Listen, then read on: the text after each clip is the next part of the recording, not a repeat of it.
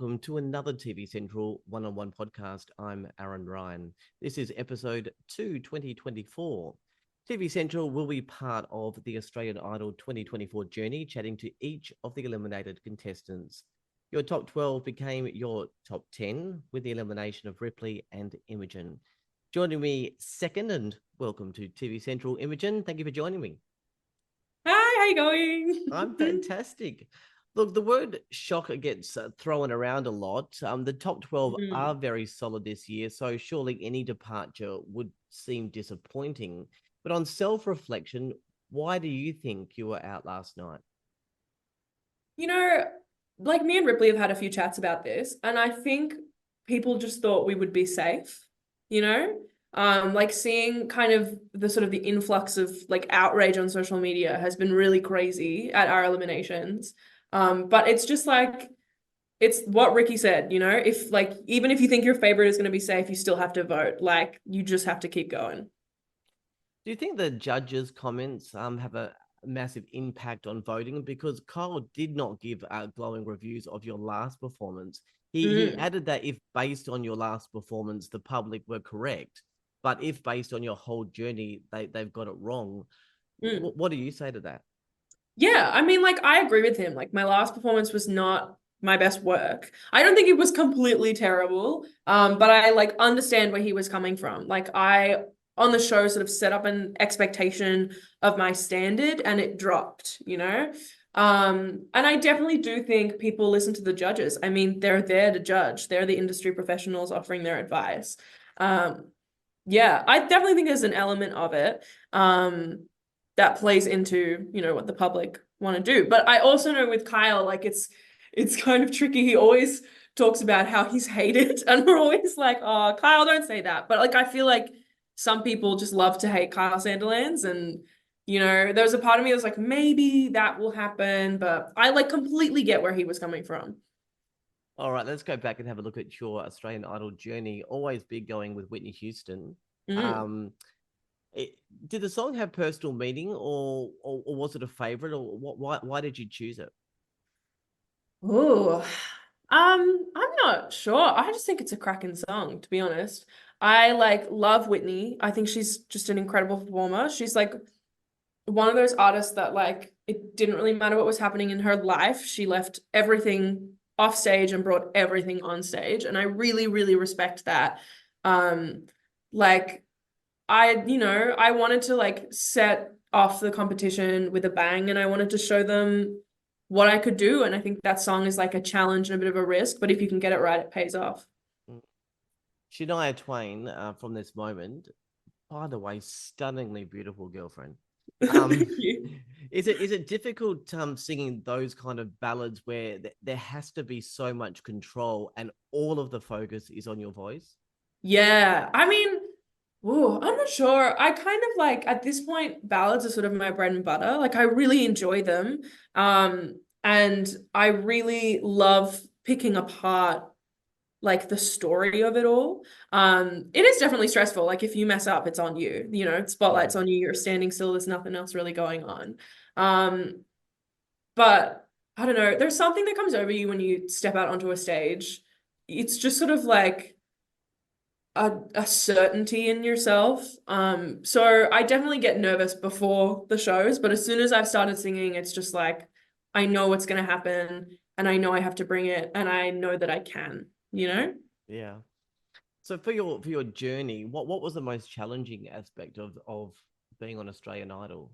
Oh, I'm not sure. There were a lot of challenging moments, actually. I think the thing that people don't understand is like for every like 30-second shot, that's like 3 hours of filming, you know, like the days are really long and you have to get up really early. Like our call times would be like 6:30 in the morning, 7 in the morning. And then if you think about the girls having to get hair and makeup ready, that's like you wake up at 4, you know? So like the days for me, I think were kind of difficult, particularly as you got to the end of them, just trying to keep the energy up for the camera. I think that was the most challenging moment overall. But I think it's tricky. It's like when you're in these shows and you're sort of being like prodded and poked and pushed in very different directions all the time, you kind of have to try and maintain belief in yourself and that you know what you're doing and that it's okay if you're stressed and it's going to be like okay in the end. And I think that, to be honest, like as much as, you know, the days are long and that it starts early and keeping the energy up is difficult, it's trying to believe in yourself and remember that you're also a human going through this process. Yeah. Mm. So moving forward, you have had the Australian Idol opportunity, but genres are kind of picked for you. Yeah.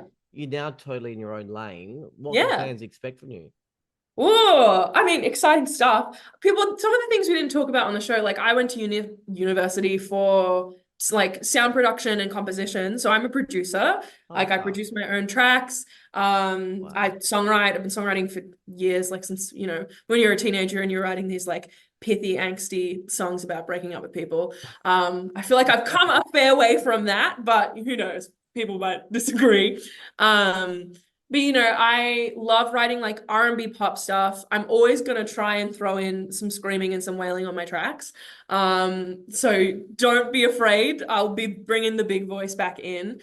But I just kind of like I like to tell stories with my music.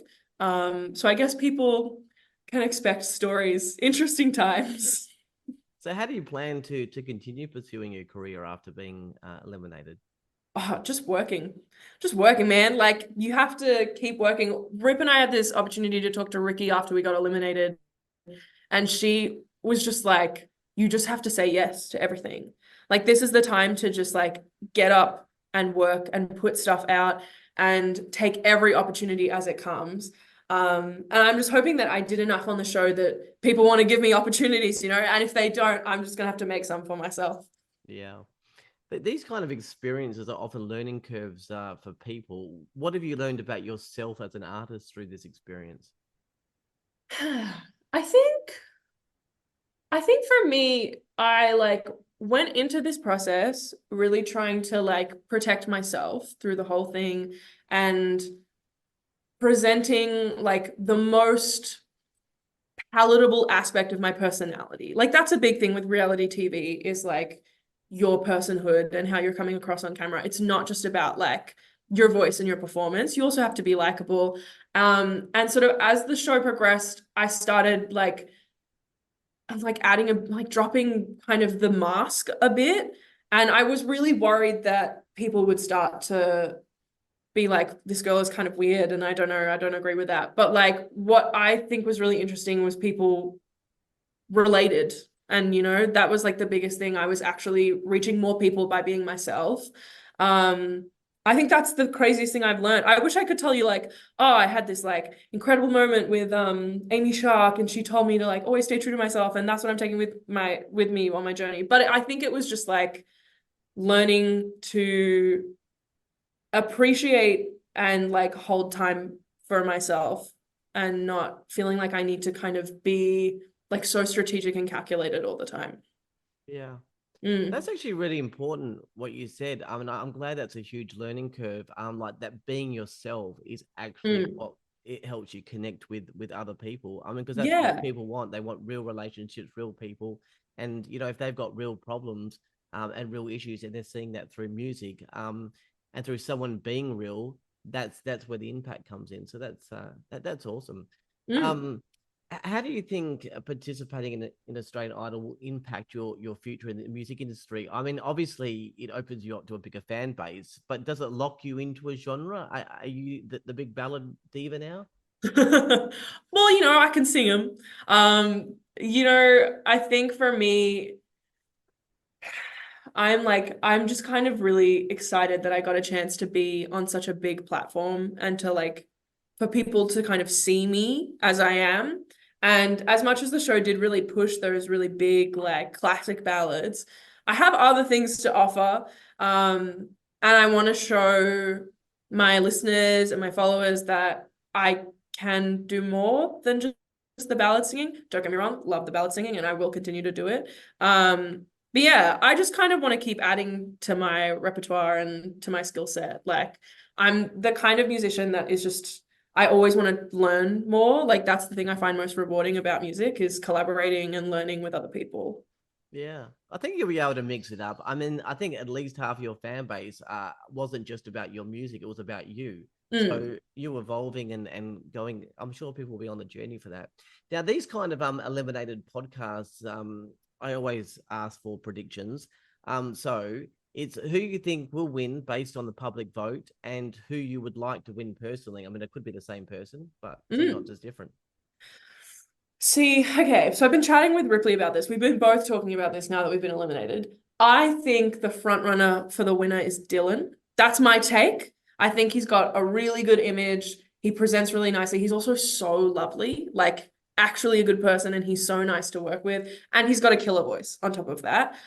But I don't know. I made some really close friends. Like I'd love to see like Drea, like Ivana, or even Amy, like go to the end. Like they're just so incredibly talented and so lovely. Like, yeah, I honestly I'd be happy with anyone taking the title, I reckon. Like we've all become really close friends. But I think based on the public vote and how people are receiving everyone, I think Dylan's the top gun, All top right. runner. That's what Ripley said too. That's what I think. So there we go. See how that goes. Yeah. Where can fans hit you up on the socials and follow the next chapter in your career? Yeah, so you can hit up my Instagram. It's Jimmy Spenlove _, and then I've got a YouTube channel called Imogen Spenlove as well, which I'll be posting to. And I'm gonna start a TikTok soon, so keep your eye out of that. I'm just terrified. I'm so bad at social media, and I'm so scared of TikTok. It freaks me out, but I'm gonna try. I'm gonna see how it goes. Finally, are there any words for the fans that have supported you for Australian Idol, and even before, and want to see more of you moving forward? Um, just thank you. Like seeing the support pour in over the past 24 hours and over the whole show has just been really nice. Like, I don't know, I'm the kind of person that's always under the assumption that I really need to prove myself for anyone to like me or take me seriously.